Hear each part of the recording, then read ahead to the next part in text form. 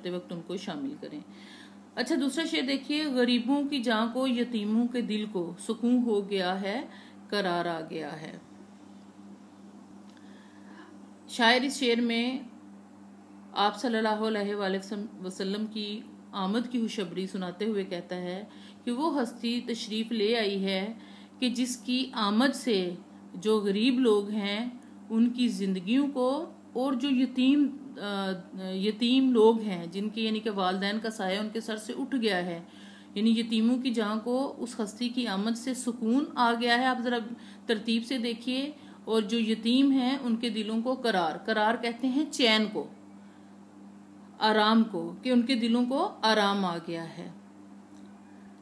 इस शेर में शायर आप सल्लल्लाहु अलैहि वसल्लम की मोहब्बत और शफकत का ही जिक्र कर रहा है।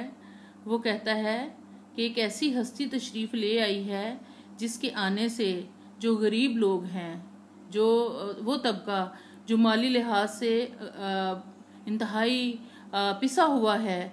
और आपको पता है कि अरब में माशरती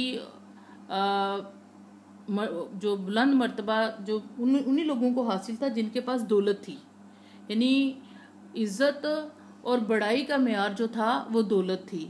यही वजह थी कि जो लोग दौलतमंद थे, चाहे वो कोई दौलतमंद कितना ही गुनाहगार और बदकार क्यों नहीं था, वही इज्जत के लायक समझा जाता था और ताकत भी उसी के पास थी।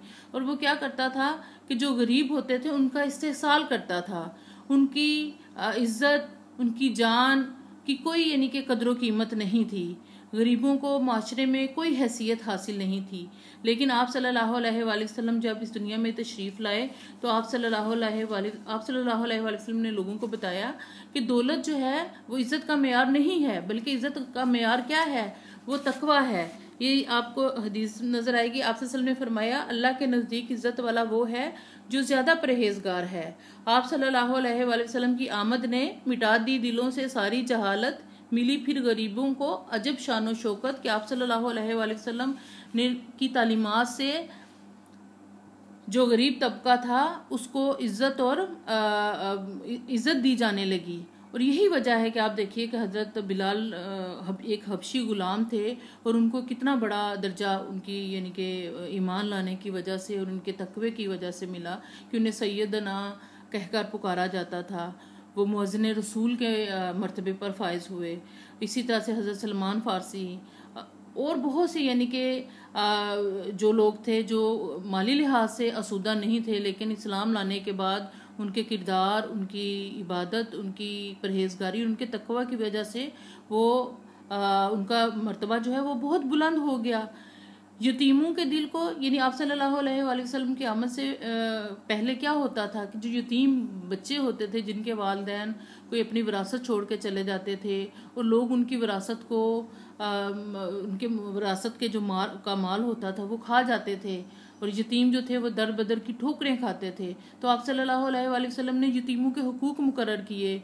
आप सल्लम जो तालीमात लेके आए उसमें यतीमों के बारे में जो है वो कुरान पाक में भी आपको पता है कि बहुत से अहकामात हैं। यतीम के माल खाने वालों को जहन्नम की जो है वो वईद सुनाई गई। इसी तरह से आप सल्लल्लाहु अलैहि वसल्लम ने जो आपने अपने अमल से भी दिखाया। आपको एक वाक़या याद होगा, आपने पिछली क्लास जमातों में भी पढ़ा होगा कि आप सल्लल्लाहु अलैहि वसल्लम ईद के दिन जो है वो एक ईद की नमाज़ पढ़ने जा रहे थे, तो वापसी पे एक बच्चा रो रहा था। तो आप सल्लम ने उससे रोने का सबब पूछा, तो उस बच्चे ने बताया कि मेरे वालिदैन नहीं हैं। तो आप सल्लम उस बच्चे को घर ले आए, उसे अच्छे कपड़े पिलाए, उसे खाना खिलाया और उससे जो है वो कहा कि आज से मैं तुम्हारा बाप हूँ। तो कहने का मतलब ये है कि यतीमों के ना सिर्फ हुकूक मुकर्रर किए अपने, बल्कि अपने अमल से भी यतीमों से मोहब्बत करके दिखाई। फिर आपसे सल्लल्लाहु अलैहि वसल्लम का फरमान है, यहाँ पे ये हदीस मैंने लिखी है, बहुत सी हदीस हैं इसमें। ये देखिए, जिसने 3 यतीमों की परवरिश की वो रात को क़याम करने वाले और दिन में रोज़ा रखने वाले, इधर मैंने गलती से वाला लिख दिया है, वाले, और सुबह शाम अल्लाह के लिए, यानी कि 3 जो बड़े बड़े कह लें क्या अफसल अमाल हैं कि रात को क़याम करना, मुराद ये कि रात को इबादत करना, फिर दिन को रोज़ा रखना, फिर इस हालत में रोज़ा रखना कि आप अल्लाह की राह में तलवार लेके जहाद भी कर रहे हैं, तो ये 3 बहुत बड़े अमल हैं। तो आप सल्लम ने यतीमों की परवरिश को इन तीनों अमाल के बराबर करार दिया। वो कहते हैं कि जिसने 3 यतीमों की परवरिश की वो रात को क़याम करने वाले और दिन में रोज़ा रखने वाले और सुबह शाम अल्लाह की राह में तलवार सौंतने वाले की तरह है। और आगे देखिए कितना बड़ा बुलंद मुकाम है उसके लिए। और मैं और वो जन्नत में 2 भाइयों की तरह होंगे, यानी ऐसे इकट्ठे होंगे जैसे 2 भाई।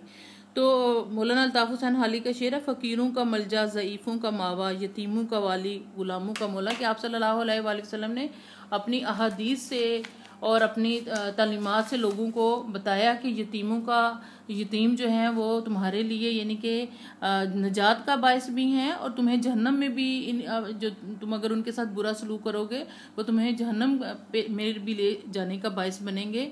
तो इसलिए यतीमों के हवाले से बहुत मुहतात रहना चाहिए, यतीमों के साथ शफकत से पेश आना चाहिए। मुझे एक और हदीस याद आ गई कि अगर कोई शख्स किसी यतीम के सर पे दस्ते शफकत फेरता है और उसके हाथ के नीचे जितने बाल आते हैं उसे उतनी नेकियां मिलती हैं।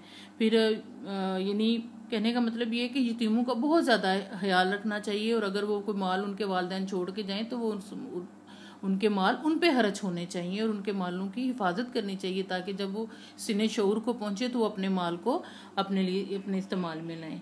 तो इसीलिए शायर ने कहा है कि दोनों जो पिसे हुए तबके थे, एक गरीब का तबका पिसा हुआ था और एक यतीमों का, दोनों तबकों को आप सल्लल्लाहु अलैहि वसल्लम की आमद से उनकी जो है वो उनके दिलों को और सुकून हुआ, उनको करार मिला, उनकी ज़िंदगियाँ जो हैं वो ज़िंदगियों में आसानी आई, ज़िंदगियों में उनको ज़िंदगी गुजारने का हक़ मिला, ज़िंदगी में बुलंद मुकाम और मर्तबा मिला। यही वजह है कि उनके दिल और जान जो है वो सुकून और करार में आ गए। ठीक है अज़ीज़ तालिबात, मैंने आपको तारुफ़ करवाया है इस लेक्चर में। आपने तारुफ़ को भी याद करना है और इन दोनों अशार की तशरीह जो है वो मुझे करके जो चेक करवानी है मेरे नंबर पे सेंड करनी है। आप अपने कापियों पे आपने इंतहाई खुशखती से लिखनी है, और मुझे भी जब आप कोई चीज़ भेजें तो आप इस बात का ख्याल रखें कि खुशखती का ख्याल रखें कि मेरे लिए वो पढ़ना भी आसान हो। अच्छा, ये शेर नंबर 1 के हवाला जात हैं, और सबसे पहले जो मैंने आपको ये आयत भी सुनाई, अशार भी देख लें ये, और आपने इन अशार को आयात को जो है वो अपने तशरीह का हिस्सा बनाना है। बहुत शुक्रिया।